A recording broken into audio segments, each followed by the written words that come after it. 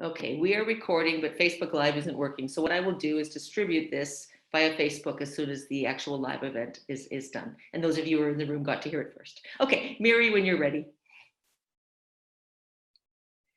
Oh, you've got to unmute yourself. Roy Foster came, and thank you, Susan, I must say, for all the organization. It was really you and the Center for Poetry that have made this happen. And it's just wonderful to see 100 people here this evening. So Roy Foster came to Queen Mary just after the publication of his book, Vivid Faces, in 2015. After retiring from the Carroll Chair of Irish History at Oxford, he was just still, as ever, buzzing with energy and ideas. And so we were just so delighted when he agreed to take up a joint appointment at Queen Mary, part-time, in the schools of English and history. Vivid Faces was a study of the revolutionary generation in Ireland, those who made the Easter Rising of 1916. It was a group united by their preoccupation with history. And I wonder what Roy means by that. Does it mean, is preoccupation with history just enough? Interest in history? Too much? Seamus Heaney.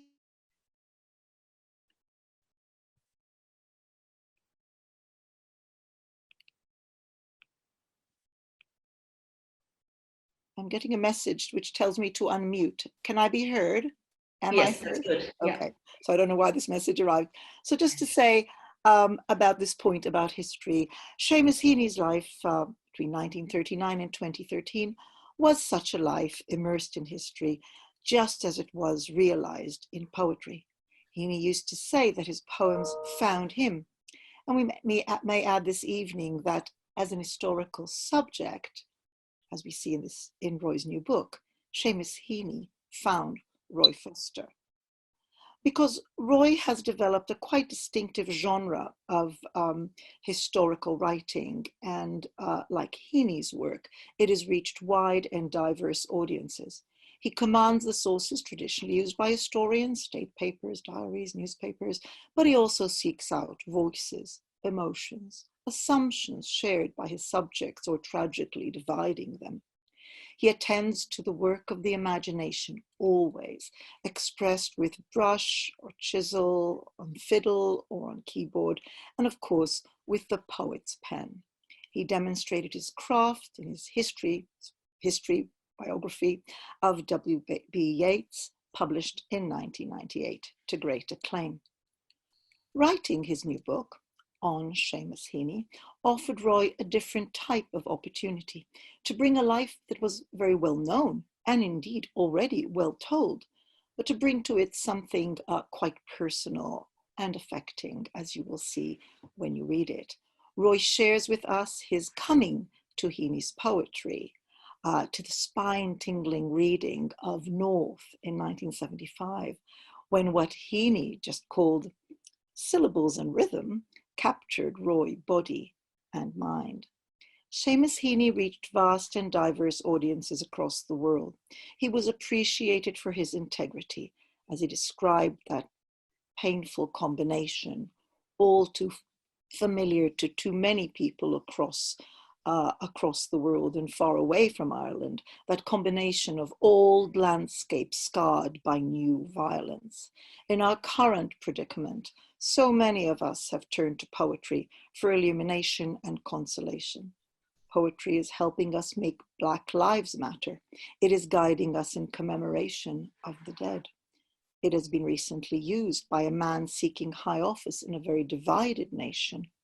Roy Foster's unerring new book reminds us how poetry prompts us towards integrity and accountability to family, to our cohort, to our community, and to our better selves. Hence, I hand over now to a poet, to Ruth Padel, our guest this evening too, who will introduce herself and lead into conversation. Good evening, everybody, and thank you, Miri, for introducing this wonderful book. I just want to hold it up so that you can actually see it. It's a small, handy book you can put in your pockets when you're walking rather than taking the tube, and it's a really wonderful book. It's a book by somebody who in a way, as Miri says, is a kind of poet in his craft of history. And it has, for scholars, a most wonderful index, Roy. Thank you so much for writing it, because it's graded both to the imaginative life as well as the career, the enormous external career, and the inner life of somebody who founded everything really on artistic integrity. And I'd like to ask you first, just to start by reading a passage which came out to me so strongly from the middle of the book, just as he's starting Station Island. So where he's just moved to Sandymount, he's just about to get free of the shackles of having to earn in the way that he did before, and he's free. And what does he write? I'd love you to read that passage if you could, please. Thank you, Ruth, and thank you, Miri, for that characteristically generous introduction. And thank you, Susan, for organizing this event with such aplomb and resourcefulness. I'm going to read something that isn't a poem, but it's the poet arming himself to write a poem. And it leapt out at me from one of Heaney's unpublished diary notebooks in the National Library when I read it. 4th of September, 1979. This morning, the sea was bright with sunlight. The tide was into the strand. Catherine was off to school again for the first time since America. Mary off with her. The boys away to Conleth's. I posted cards and sat in the clear, glittering weather, looking over at Howth Head, the smoke drifting a sulphurous, dissolving brush from the pigeon house, the red and white chimneys of the power station hallucinatory. I felt the lift that I used to sense at the seaside in Portstewart, or on the coast at Dingle or Donegal. I felt that the 7 years since leaving Belfast had paid off, that perhaps steady inward effort would be possible. I felt I could trust. I have been lucky, but I also think I have worked to earn this. I pray to God, or whatever means the good, to keep us all safe here and to sustain this effort. I am now in the study upstairs. The trains rattle through the sunlit suburban morning. The birds chatter in the garden bushes. The red leaves of the creeper on the gable flutter. Thank you, Roy. I was so struck by that, partly because that phrase, I pray to God, or whatever means the good, it's a sort of resonance from Louis MacNeice's The Meeting Point poem, one of his most famous love poems, when he says, God, or whatever means the good, be praised that time can stop like this, that what the heart has understood can verify in the body's bliss. So it's both a love poem, and it's almost a sort of time was away, it begins. He's starting again, isn't it, in a way? And can you say a little bit more about how you approached Station Island before we go into the big thing about everything? Because I think what you make of Station Island is so important and will be important to everybody who reads Heaney or cares about the life of a poet. Can I say first that I'm delighted you picked up and drew attention to that echo of MacNeice, which cannot be undeliberate, as there are echoes of many other things in that particular passage. The idea of trust, for instance, which is vital for, I think, the kind of relationship Heaney forged with his readers. And the feeling, as I said earlier, of the poet armed, and you as a poet know what it must be like to sit down and think, this is the moment I can begin. For Heaney beginning Station Island, it was even more than that. I think it's at a moment in his life, I call that chapter in the middle of his journey, which of course echo of Dante, and Dante is an important figure in Station Island. But what Heaney is going to do is throw a kind of conspectus over his early life, his relationships, both literary and personal, his lost but not entirely lost religion, and place it in the framework of a pilgrimage, which is a tremendously ambitious thing to do, but which I think tells us exactly the moment that he feels he's able to do this. That's why that diary entry is, I think, so important. And Station Island is, I compare it not only to Dante, in fact, but to Fellini's 8.5. It's an artist at a moment of self-examination, Richard Ellman said when he read it, it was self-accusation, which I think is going too far. But it's certainly self-examination. And the poem that is drafted immediately after that passage in the notebook is his very self-examining poem about the earlier elegy he'd written on the death of a cousin of his who was shot by paramilitaries. And so it is certainly a self-examination of politics as well as of religion and of the spirit world in a sense, certainly the connections, the transactions with dead people who will begin to inhabit his poetry from then on. You also make the point that after Station Island, much more of transcendence and the sense of spirit comes in. There's the lovely passage from The Skylight, from Seeing Things, when he says to Marie, "You were the one for skylights. I opposed cutting into the seasoned tongue and groove of pitch pine.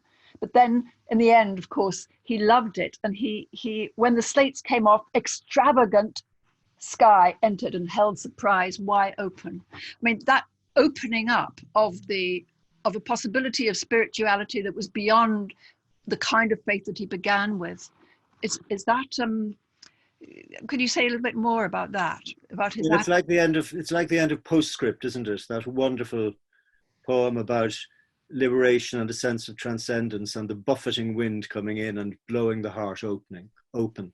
It's that sort of feeling. That word extravagant is such a good word for what he's doing and expressing.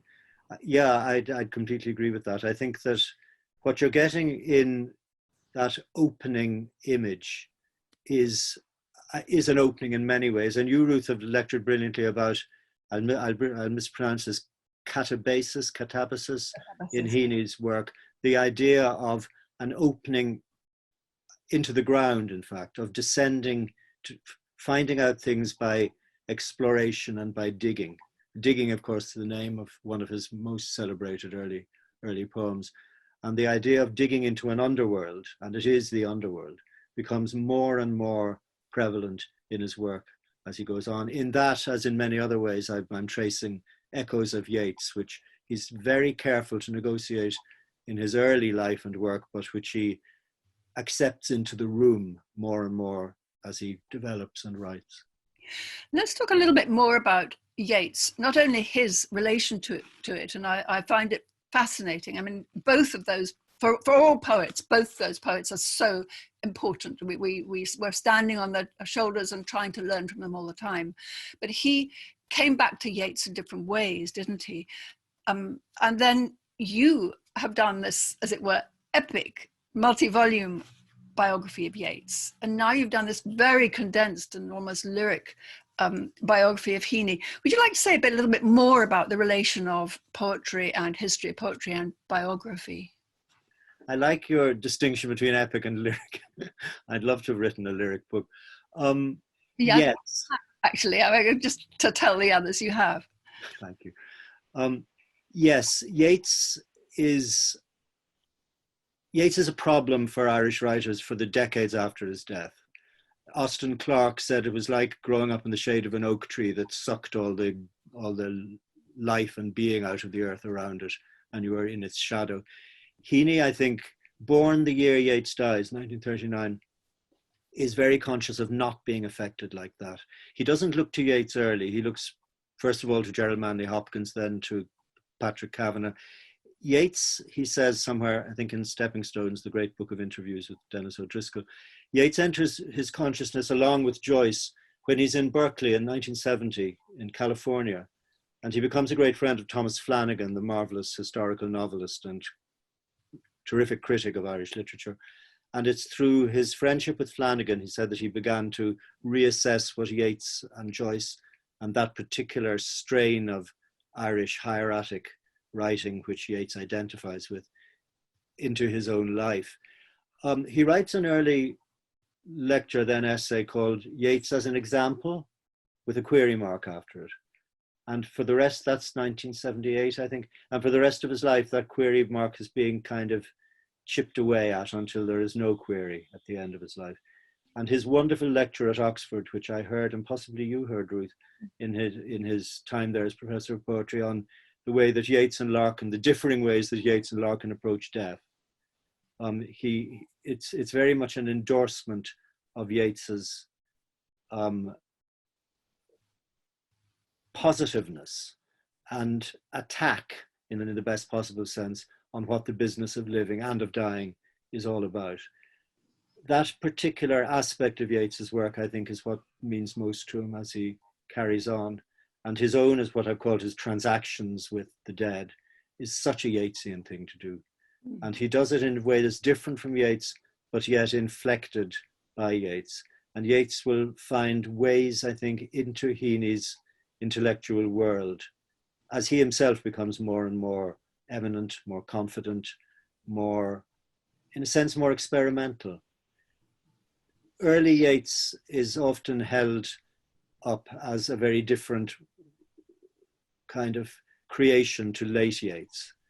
You don't quite do that with early Heaney and late Heaney. The continuities are clearer, but the development can be called in some ways Yeatsian, I think. You structure this book chronologically. I wondered if you set out doing that, or if you had other things in mind, because we have here a historian who is a master of reading and responding to poetry, and a poet who is an instinct with history, so sophisticated in his historical thought. It must have been very tempting to go in on themes rather than chronology.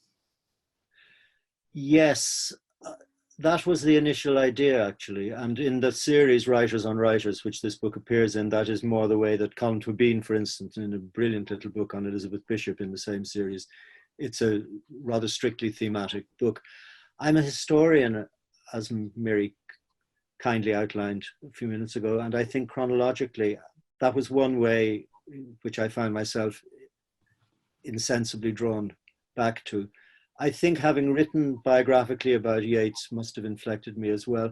But it was also the fact that the books themselves stand on each other's shoulders, to use your image of a few minutes ago, and develop in such a striking and chronological way. And I think that that also made me feel, though this is by no means a full biography, very far from it, that a biographical and chronological treatment would make most sense for me and would present the developments that I wanted to follow most clearly. And one of those developments was, as I've already indicated, Heaney's, what I've called somewhere, his contract with his readership. The extraordinary sense of trust, reliance, and eventually gratitude, which his immense readership, especially in Ireland, reposed in him, and which was so movingly demonstrated after he died. Chronology has something to do with building that up too, because it's a thing that only comes with time, as trust comes with time. And trust, which is, as I say, a word in that key diary entry that I quoted, is central to Heaney's effect and his integrity. Yes, that leapt out at me. And it's also what he says about Miłosz. You have a very interesting chapter, really, when he's discovering the poets of Eastern Europe. And he says there's such a guarantee in Miłosz's voice. He's looking for that trust in other people as well. But can you say a little bit about how he negotiated his immense fame and the sort of charisma of his growing fame, and his sense of other people wanting him to write for them, his sense of obligation to his readership versus his sense of the absolute necessity of his own imagination? He says it in an early essay, I think in Preoccupations, he says, faking emotion is a sin against the imagination. And it's very interesting that he uses that word sin there. Yes, he says somewhere else that to feign the absence of a passion is as blameworthy as to feign a passion. And he says that in terms of politics and writing about the North, which of course is absolutely central to the way that he is seen, especially in his early years of prominence. He is evasive. He has to be evasive. And one of the themes in my book is evasiveness. And the alter egos he chooses are fascinating, particularly the mythical King Sweeney of Irish mythology, who turns himself into a bird and flits all over the island. And Heaney sees himself as Sweeney Heaney. There's a kind of euphony there. He writes a translation of the Sweeney poems at one point in his life, at another, he writes the most wonderful poem, which is in the Station Island volume, Sweeney Redivivus, which ends with the Bird King nervously coming back to a familiar place and determined to preserve his secrets among people who are too ready to believe my story, even if it turns out to be true, which is the kind of ambiguities that I think fame and the way people want a part of you when you're famous imposes on you. Yeats dealt with that by going up in a balloon, so to speak. Heaney would never have done that. He dealt with it by unfailing good manners and unfailing patience, I think, but also with the ability to rise, soar, fly, disappear like King Sweeney. It begins early on, and I suppose some people saw his removal from Belfast to County Wicklow in 1972-3 as part of that. But it was an essential part of his armory.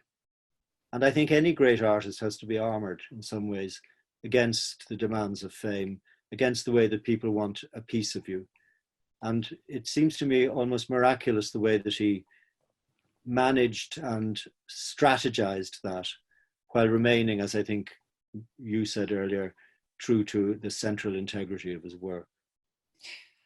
I wondered if you could say a little bit about his, as a poet, he is so good at the quiddity of things, just the sort of fabric of things. I mean, there's a lovely line when he says, we lifted our eyes to the nouns. And maybe this sense of the earth and groundness and fabric and texture is where he has quite literally his feet on the ground, so that he can stride across the world and be extravagant. Would you like to say a bit about that sense of his quiddity, his solidness? The poem I think about when you mentioned that, Ruth, is a wonderful poem about alphabets. That's right, yeah. Where he begins with the child's view of symbols and signs. A tick in an exercise book is a little leaning hoe, which takes you back to those wonderful agricultural metaphors from his early poetry, but plays it through a kind of joke. And as the child becomes the young man, becomes the lecturer, becomes the writer, the way that he perceives the symbols of letters becomes more and more complex. And he's writing this, of course, at a time when symbolism and linguistics and language are being very much put under the microscope in the academic world. He knows this. He knows everything, I sometimes think. But I think Alphabets, which was the Phi Beta Kappa poem at Harvard in I forget what year, is a key example of that use of quiddity and exactness and what used to be called a Martian almost imagery of seeing things anew, but placing it in a wonderfully complex and playful kind of framework, and ending, of course, with the idea of sophistication, understanding, interpretation of writing and words. But he's done that from the very beginning, even from a famous early poem, which I say somewhere is his Lake Isle of Innisfree, digging. He's doing that from that very word go. And it's a thing he never lost. I think it's what attracted critics to his work initially, was that extraordinary ability to place a solid, unexpected, but absolutely inevitable word in the right place. And he never lost that. It's true of his wonderful, very late poems as it is of his early poems.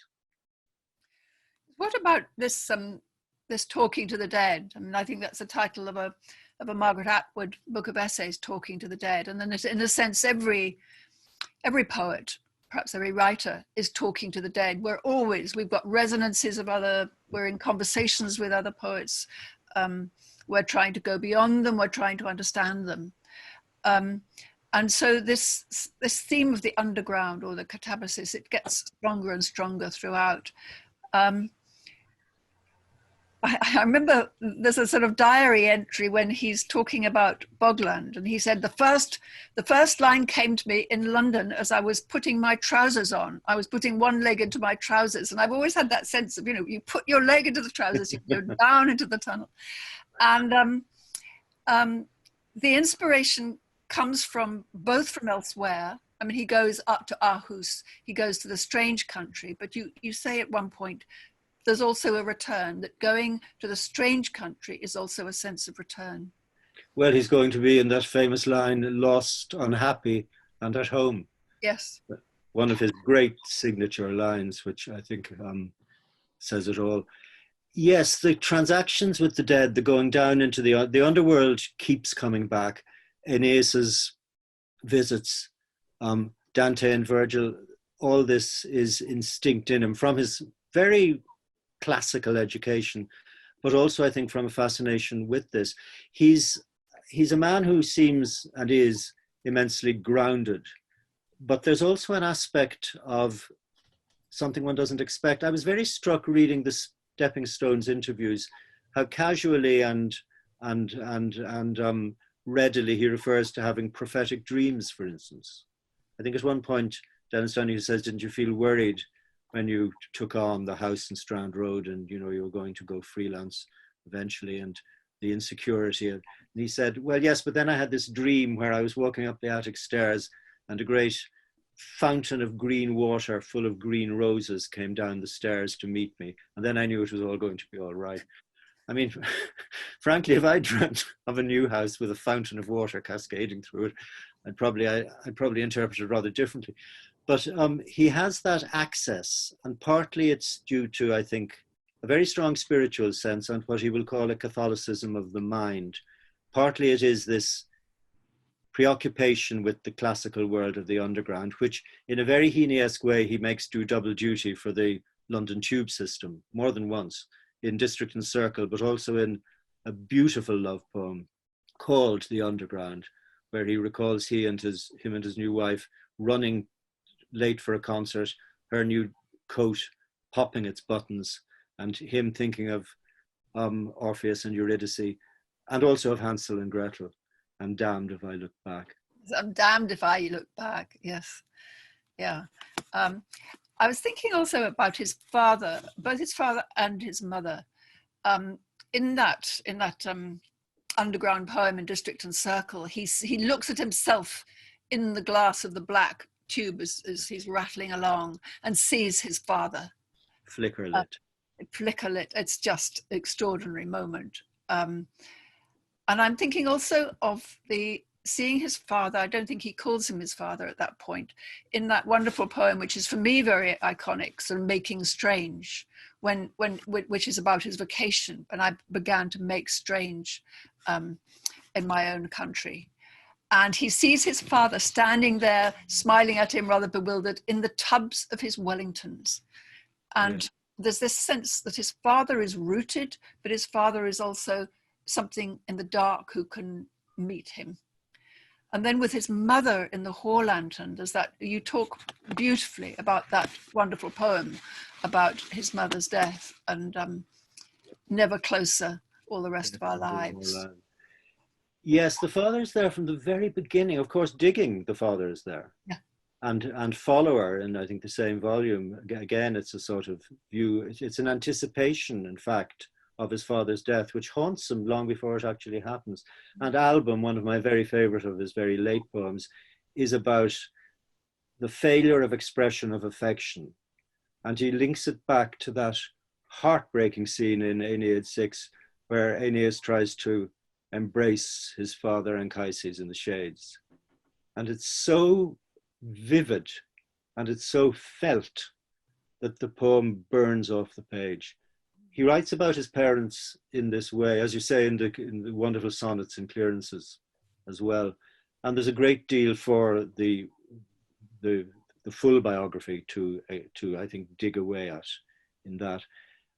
The other thing that strikes me is the family background being as complex and as close as it was. He had an aunt as well as a mother, whom he wrote one of the most beautiful poems about, Sunlight. And the whole interactions and complexities of that. An early draft, in fact, of the poem you mentioned, which as we know it begins when all the others were away at Mass, but an early draft begins when the other woman was away at Mass, which is very interesting, I think. He's in a sense a son of two mothers in that way. There are complexities about the family dynamics there, which are fascinating.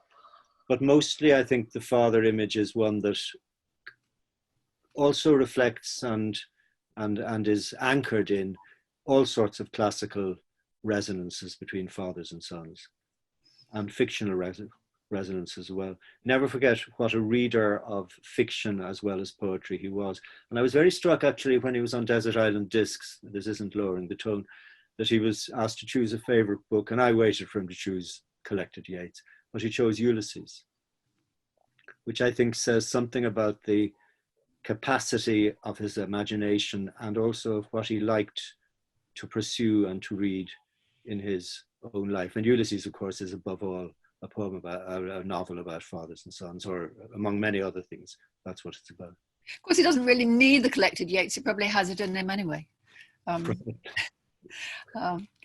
Yeah, and I was just thinking about The Door into the Dark and going right back, the very first book, the Death of a Naturalist, and that is, he's got that word scarcum that comes up in another poem as well. That there's a tinge of fear also. You know, the horrible frog spawn. The suddenly he ran and he turned and ran. So the underground is not always benign. No, and nature is by no means benign. You know, he's obsessed by eels and frogs and rats. They come through all his poems, and these are not very healthy or appealing creatures. When I read North, I think up to then I had thought of Heaney's note as being pastoral, rather idealizing, a world which was wonderfully evoked. And I used to spend childhood holidays on a small to medium farm in County Cavan myself, so it was very familiar, and I was one of many for whom he was conjuring up this world. But when I read North and went back to the earlier books, and especially when I was writing this book, I realized that the pastoral note is undercut by something very dark, very violent: guns, surveillance mechanisms, brutality, blood, explosions. All these images, which we'll become familiar with later in his poetry, are there already. And it is, as you say, an insecure world, which is one of the things that I think one sees echoing forward to his later work. And then some of the late poems about not just Irish, but global insecurities. That wonderful poem, Out of Shot, about a donkey and watching the news and an atrocity in the Middle East. That, for instance, grows out of, I think, that early sense of the insecurity and the dangers, where, as another poem says, anything can happen. Yes, yes. I mean, you say towards the end of your book that there's a darkening which perhaps hadn't been paid enough attention to in him. But I'm thinking also of the personal Helicon poem, when he talks about as a child they couldn't keep me from wells, and there are slimy things and a rat slapped across the surface. I think the poem where the word scarcum comes, and maybe that's there's a little echo in that thought of Yeats. I must lie down at last in the foul rag and bone shop of the heart. That where the poems come from is. It's got nasty things, smelly things, slimy things in it, as well as all the beauty. I think that's very true. Roy, when you were writing this, did you, and having done the Yeats, that's such a sort of broad canvas, did you wish you could do a bigger canvas here, or were you content to compress? No, I think I can honestly say that I didn't feel, I wish I was doing a large, exhaustive book, partly because Yeats took me 18 years and I couldn't face such a thing again. But it was more that I wanted to isolate a development, okay, but not to spend too much time going off into side roads. It was also, I think, to write about somebody so recently lost to us is very difficult. And I preferred to approach it in the way I approached it. I think Fintan O'Toole, who will write a marvelous biography, has a very different task ahead of him. And that's a different kind of undertaking. The archives are mouth-wateringly exciting if you are a devotee of Heaney's work, and to see how a poem emerges out of the rough, the sort of angel in the marble being pared down. A thing I did a lot with Yeats's poems as well, looking at them in draft. That could preoccupy one for years and years. But at the same time, I did feel a sense of that the right shape of this book was to be almost laconic, but that it was to come out of a deep and wide reading of unpublished as well as published work, which I have to say, I think it does. Well, yes, it does. It does it beautifully. I don't know about laconic. It's more crystalline, I would say. It's absolutely beautiful, and it's full of insights for poets. Thank you. And just thank you for having written it. Everybody will want it. Susan, I think possibly we might need room for some questions now. Yes, that would be lovely if we could have a few minutes for questions. I'm sure everybody is just sort of trying to tune in. And I have a question for you, Roy. I'll ask first so people can get their bearings. I'm going to ask you this with your biographer hat on. Do you think you can write a biography of a poet without writing about the poetry? Gosh, that's a major question. Poets' lives, the lives of poets. No. I think, well, Yeats said a poet's life is an experiment in living, and those who come after have a right to know it. So I think one has one's endorsement for writing lives of poets there.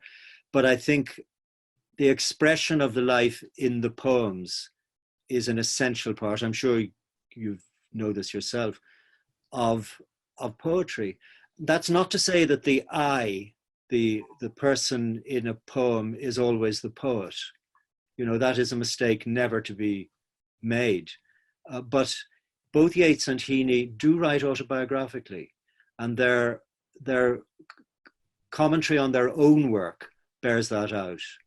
They say, sometimes half unintentionally in Yeats's case, they do give it away that they are writing about themselves in that in a particular poem.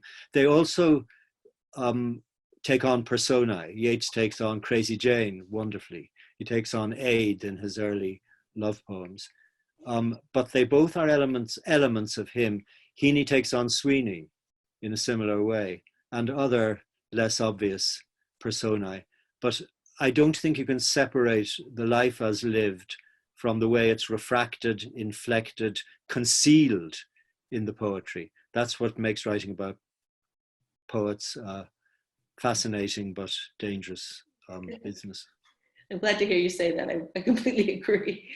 Is anyone ready to ask a question? I know it's hard to take it in so quickly at the very end.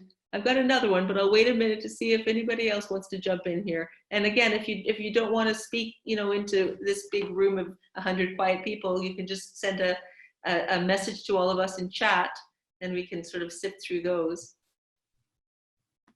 I'm going to ask my other question while we're waiting. I think you've kind of answered this, Roy, but I'd love to hear a bit more about it. I'm wondering, I guess the short version of the question is, why did you write this book? But I think what I really want to know is, why did you write it at this time in your career, or how does it fit into your own sense of your work? Difficult one. I wrote it because it, so to speak, came along. I mean, somebody suggested I'd written a piece about Seamus after he died in The Observer, which a publisher read and liked very much, and said, would you consider writing at greater length? And we have this series. And my agent was keen on it too. And so I went with it. But the more I worked on it, the more I thought, I've been waiting to write this, certainly since Seamus died, which was 2013. And I began writing this book in sort of 2016, maybe 15, 16. So there'd been a few years. But I had been going back and back to the poems. And as I say in the introduction to the book, I remembered where I was sitting when I read some of those poems. I remember when I tore out at the wellhead a very beautiful poem from the New Yorker and pinned it up on my notice board. I remembered when I read Album and thought of my own dead father. You know, the moments of connection had become, when Heaney was lost to us, those moments of connection became more and more deeply felt. So in a sense, that's what projected me into the book. I also liked the series it was in, Writers on Writers, very much, and I liked the discipline of writing 50,000 rather than 200 or 400,000 words. which I think is good for anyone. I think people always like to hear about the process too. How long did it take you to write it? And did you have false starts or sort of anything about the actual process of writing it? It took the best part of 5 years, really. But I was looking at archives in America as well as in Dublin, and reading and rereading the poetry and waiting for well, you know this yourself, for the right moment to come. A little like sitting in the study in Strand Road when he begins Station Island. One reason why I love that passage is it suggests that there is a moment, a magic moment, when you can actually begin to form something in your mind and put it down on paper. Absolutely. If we're short of questions, I'd like to ask a question of somebody who's in the large room here, who is Eva Hoffman. Eva, you'll have to put your mic on. Am I allowed to do that? Absolutely, Roy. It's about Heaney's interest in and connection with Eastern European poetry, it's specifically perhaps Milosz. And I'd love to hear Eva, who has written about. She needs help with putting, Susan, can Yeah. you? I'm just looking for her now. Let me see if I can help. He's on the same row as you at the top. There, I've tried to unmute you. Let's see here. I'm going to unmute everyone and see if that helps. Yeah, it does. Have I unmuted myself? Oh, bravo. Yeah. So could I say something about Miłosz? I'm trying. Sorry. Got some suspended on the wall, Yeah. some rolling. Maybe we'll have to save this for another day. No, I was fascinated by Heaney's increasing admiration for Milosz, who was in Berkeley when he was there in 1970, but whom he never met. He met him later. And somebody who knew Heaney well told me that Heaney's visit to Poland for Milosz's funeral was a kind of turning point for him. It was immensely important to him, both spiritually and creatively. Yes. Oh, I have some questions for you in the chat now, Roy. Should we try some of these? Okay, we'll relieve poor Eva from this rage. We can put her back on if she gets sorted. Okay, let's see. I have a question from Miriam, who's asking, why did you only choose this domain in Yeats's poetry? Is it like the work of the poets? I think maybe this relates to your Yeats book. Like the works of the poets that you chose, or was it your inner calling? Well, they came to me, and certainly Yeats came to me. I was asked to write it when the previous authorized biographer died. But again, it seemed exactly ready and right for me to do it. I'd always been heavily preoccupied by Yeats. I'd read him all my life. And Yeats has a position in Irish history which not many creative writers have in their country's history. He has a political dimension. He has a public dimension. He makes history as well as illustrating it in a way that creative writers rarely do. So it's sort of, writing about Yeats meant that I was exploring all sorts of dimensions of the Irish experience, which had already fascinated me and which I touched on in some of my other books. How Heaney came to me, I've already discussed in answering Susan's question. As to your question, I don't think there are other poets whose lives would have appealed to me in the same way, but who knows, never say never. What about Patrick Kavanagh? I don't feel an urge to write Patrick Kavanagh's life, no. Oh, I've got another question for you. Are you ready for another one, Roy? Absolutely. This is from Scott McCracken. Quite rightly, we most often think about Heaney and Ireland, but he had very interesting things to say about Englishness, particularly in relation to Hughes and Larkin. Is this worth exploring? What would you say about Heaney's relationship to Englishness? That's 100% right. He gave a fascinating lecture.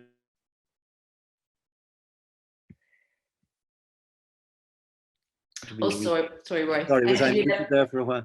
Yeah, okay, I can be heard now. Yeah, definitely. Yes, yeah, I think that's an important and very relevant question. He gave a fascinating lecture in the 70s called Englands of the Mind, where he looks at quintessential English poets, Ted Hughes, Geoffrey Hill, Philip Larkin, and handles them with tremendous respect for what they say about English, to use a word that he didn't quite use, nationalism. And Englishness interested him greatly. His lectures in Oxford touch on it again and again and again. You're quite right, the questioner, to say that we may see him too exclusively in terms of Ireland and in, well, to a certain extent, as I was trying to provoke Eva to say, in terms of connections to Eastern Europe as well.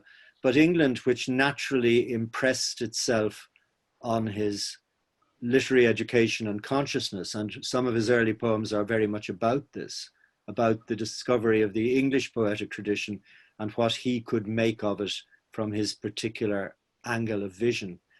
It gives it an Irish inflection, but it still shows that he is conscious of and fascinated with Englishness. His lifelong preoccupation with Wordsworth, which is one of the aspects I might have said much more about had I been writing more than 50,000 words, is, I think, a marvelous illustration of this.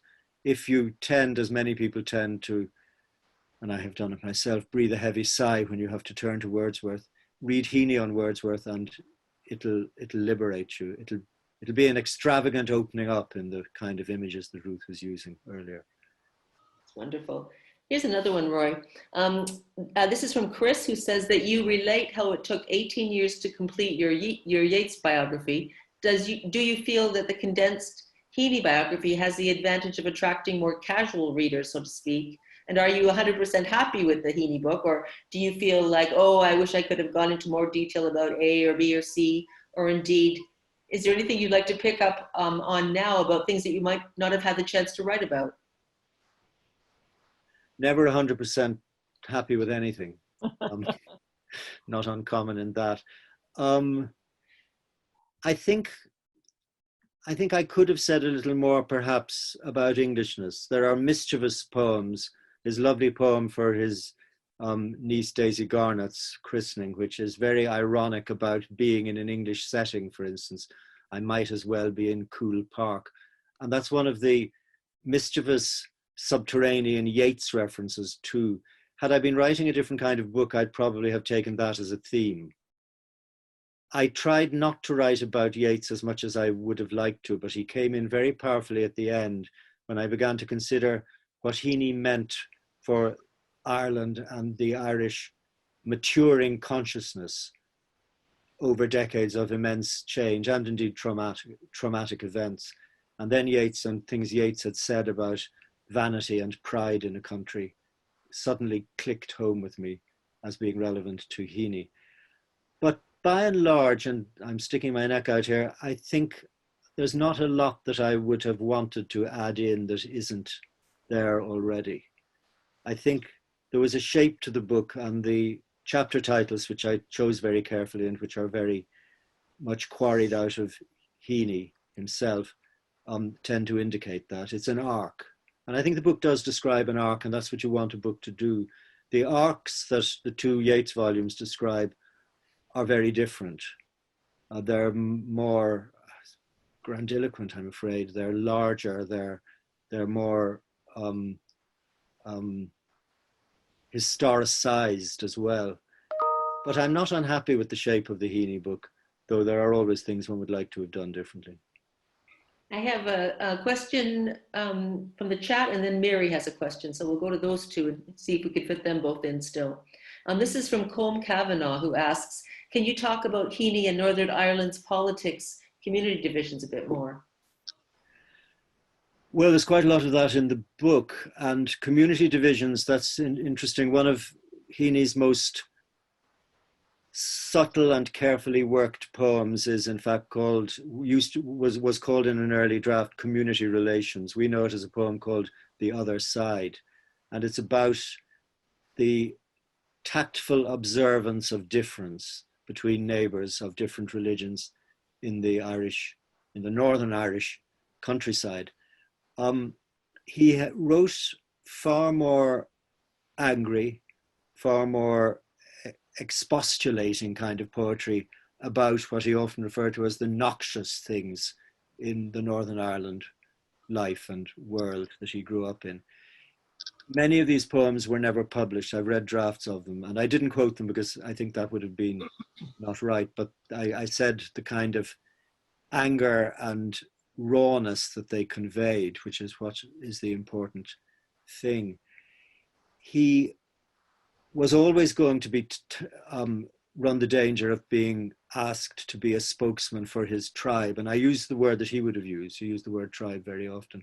But we get back to that sense of having to keep a sense of evasion, independence, integrity. He wrote a ballad about the Bloody Sunday murders, but and it was published in a transient kind of way, but he knew it was by no means his best poetry, and he didn't preserve it in the canon. He was asked time and time again, and famously put this in a poem called The Flight Path, to write for us being in this case Sinn Féin. And he said, whenever I write, it'll be for myself, which I think summed it up. Interestingly, The Flight Path had a longer, earlier section, which I quote in the book, but which he dropped for the final canonical version, which I think he had his reasons for. So I think if you're interested in his negotiation with Northern Irish politics, you'll find quite a lot about it in the book. You'll also find his own statement about that particular burden of expectation, very, I think, interestingly dealt with in Stepping Stones, the great book of autobiographical reminiscence and interviews with Dennis O'Driscoll. It's a thing that he didn't shrug off, and early poems like Lament for the Croppies shows that very clearly. But it also is a thing that he was very careful to negotiate, especially after the demands of fame and the development cautiously of peace in Northern Ireland, which was a thing he was preoccupied by all his life. I'm going to move to Mary's question. Mary's question now. Then this will be the last question of the evening. Mary? I have two questions, and it's very hard to choose. I'll just tell you them quickly, and you can choose which one, or maybe we can fit them both in. So, Roy, Ireland, America, but the very shape of our audience here, I know we have people from across the globe here with us this evening, including poets from across the globe. So could you say something about how or not Heaney was understood, loved, used, or not by those who were striving for justice in the post-colonial, those who were striving for forms of justice in other types of struggles, where obviously he wasn't personally implicated, but as I tried to suggest earlier, it is really the same sort of struggles, long-standing struggles, and just a little bit about that sort of possibility of sort of world reception. He was a world poet, and I think he was listened to in cultures and countries far, far away from Ireland and indeed Europe. He had a large following in India. His voice was certainly heard, and this is what I was trying to get from Eva earlier, in Eastern Europe before 1989 and after 1989. Poems like From the Republic of Conscience are, I think they come out of a sense of totalitarianism, injustice, which is by no means limited to the inequities and bigotries that he had and injustices that he'd seen growing up in Northern Ireland. He was preoccupied by poets like Mandelstam, whom he writes about. He had a very strong sense of a poet's calling and the need to speak when you are not supposed to speak.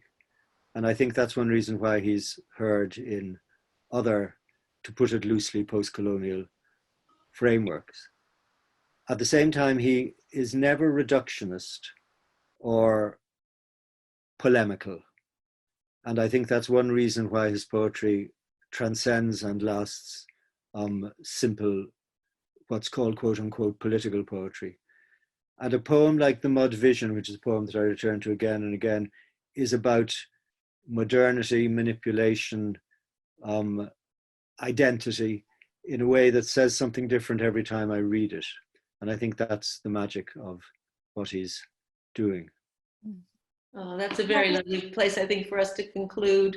Of course, it remains for me to thank everyone, but just briefly before I do, I wanted to let you all know that Princeton University Press has made On Seamus Heaney available to registrants at this event for a very special price of £9.99p. To order it, just go to their website and use the discount code HEA20. That will get it for you until the end of October. So just to say, I'm a bit overwhelmed by this. That was so moving. Thank you for your wonderful contribution to this evening, Roy, and Ruth for bringing so much out of Roy. It's been a pleasure to listen to. And I'd like to also thank, obviously, the School of English and Drama and the Faculty of Humanities and Social Sciences at Queen Mary for their support of the Center for Poetry, and also to the Department of History and the Mile End Institute and many other colleagues in other centers and institutes across the faculty who encouraged and helped publicize this event. And finally, thanks on behalf of all of us to Miri, who actually started this event by having this great idea that we could certainly join together in this way to think about politics, poetry, and history if we created an event that would launch Roy's book. So thank you very much to you, Miri, and to all of you who took the time to celebrate with us tonight. Have a good evening. Thank you. Here's to the book. Here's to the book. Cheers. I wish we could have a drink. I have had a drink. We shall now have more. Thank you all, in particular. Bye. Bye-bye. Bye. Bye. Greetings from Atlanta, Roy.